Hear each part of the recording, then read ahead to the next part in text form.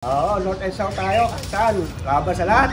Kung nagbibigay ka ng 10, gawin mo lang 1/4 ng training lang yon. Para pagdating ng derby niya, yung katawan niya, kaya na itik yung gamot na binibigay mo. Kasi yung araw, lagi kaming gumugulong. Eh di, kaya tinawag namin tropang gulong-dong. Eh ngayon daw puro kami nagpapagulong na.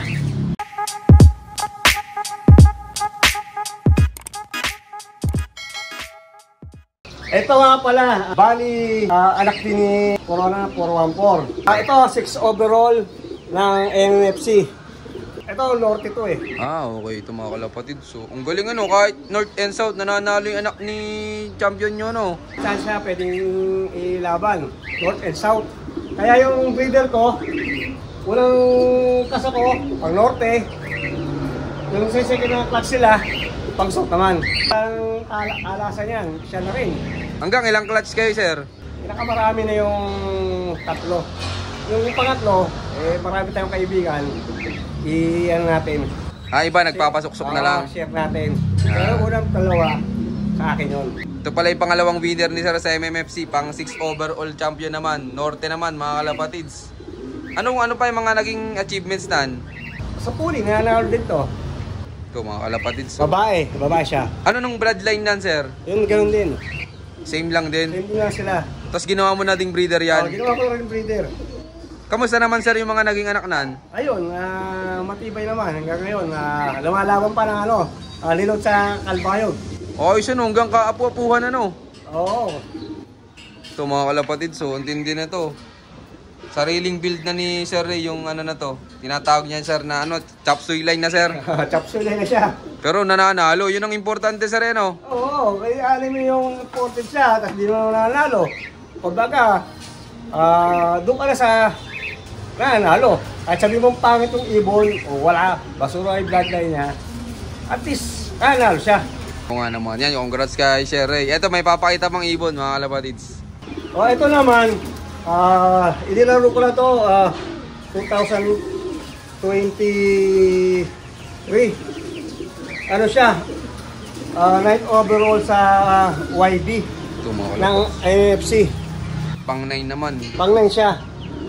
Overall ng MFC. Ito, Lord ito. So ano yun apat lang yung nilaro ko.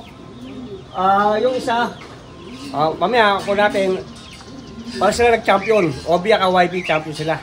Apat lang nilaro mo lang sir? Load ko ng last lap. Lahat sila. Yung isa nag-lap winner. Puro sila yung dalawa nag-lap winner. Tsaka ano ba isa? Champion. Ang galing. Tapos ginawa mo na ding breeder yan. Ginawa ko na rin breeder kasi probe na ito yung kapatid yan. Susunod ko papakilala sa inyo. Sige sir.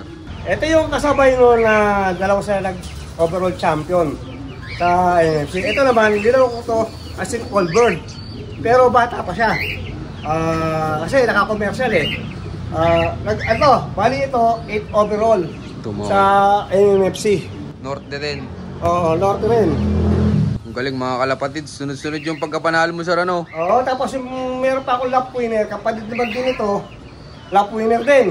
Sa pa good food, 2. Lap winner din siya. Ang bangas ng mga chop suey line mo dito sir Talagang hindi lang matulin, talagang dumudulo pa sir Oo, North and South tayo. Saan? Laban sa lahat. Yan, ito mga kalapatids, abangan pa natin yung mga magiging anak nito. Ay sir, baka may magtanong na viewers natin mag-out ka ba ng mga chop suey line mo dito na magaganda performance? Mag-PM na lang sila sa akin. Yan, nasa screen yung Facebook ni Sir Ray. PM nyo na lang mga kalapatids. Sir Ray, pagdating pala ng derby, ano yung diskarte mo dito sa loop mo? Number 1, observasyon sa kalapate. Talagang, ikaw talaga titingin, hindi yung papating sa iba, may lukmang ka. Ikaw talaga. Kasi, pagka may problema ng ibon, malalaman mo na kagad Bago ka magbibigay ng bago mag-derby, 2 weeks before derby, kung ano yung gusto mong ibigay sa kalapati na gamot o ano man siya, dapat ipatikin mo na sa kanya para ang katawan niya pagdating ng derby hindi na maninibago. Patikin lang. Halimbawa, kung nagbibigay ka ng 10, gawin mo lang 1/4 ng training lang yon. Para pagdating ng derby niya, yung katawan niya kaya na itik yung gamot na binibigay mo. Kaya pagkaraniwan sa iba, first lap pa lang, butas na yung ibon. Kasi nga, nag-off siya. Hindi pa kaya nang i-absorb ng katawan niya yung ibinigay mo. Kaya talagang observation talaga, number 1. Yun, maraming salamat, sir. Sir, pag during derby na, ano yung mga madalas mong magamit na supplements dito? Ako, more on herbal ako eh. Kasi naniniwala ako sa herbal. Bawa, oregano, kalamansi, talagang honey, apple cider. Yan ang mga ano ko. Pagka, ano ko lang, pang-recover lang. Number 1, pang-recover. Kailangan kasi, pagdating ng ibon, mai-recover mo kagad sila. Kasi, another lap, kailangan condition sila. Pag hindi mo na-recover, hindi ka na uwi ng ibon. Kaya talaga, magaling ka rin kailangan sa recovery ng ibon. Ikaw ba, sir, mahilig mag-mid-toss? Sa akin, madali ang norte dahil LX lang, malapit naman sa LX. Mas madali siya, nakakapasyal ka pa. Ganun ang ano namin, kasama-sama kami ng mga tropang TGG. Ano ibig sabihin, sir, ng TGG? Tropang gulunggong. Kasi nung araw, lagi kaming gumugulong. Kaya tinawag namin tropang gulunggong. Ngayon daw puro kami nagpapagulong na. Ayan, maraming salamat po, Sir Ray. Pero sir, bago i-load yung ibon kapag derby na, may ibinibigay ka pa ba sa kanila? Meron din tayo binibigay kasi kumbaga kailangan natin tulungan din yung ibon natin bigay tayo ng supplement at konting gamot para yun naman lang maitulong natin sa ibon kasi yung kalapati naman sila naman ang mahihirapan kaya kailangan suportahan natin sila sa supplement. Nagbibigay tayo ng number 1, victory, pang tulong din yan. Tapos bago sa gaga, reload. Yan, number 1 yan sa akin. Hindi nawawala sa akin yan. Tapos pagkaabangan na, nakaready na yung meron ako nung nakahanda sa kanila, sticky mix. Tapos yung tubig naman, may honey, naglalagay ako ng honey, electrolytes, pinag-halo-halo ko lang. Dahil pagdating ng ibon, mas dumating, ano ko lang, papadampi ko lang sa kanila yung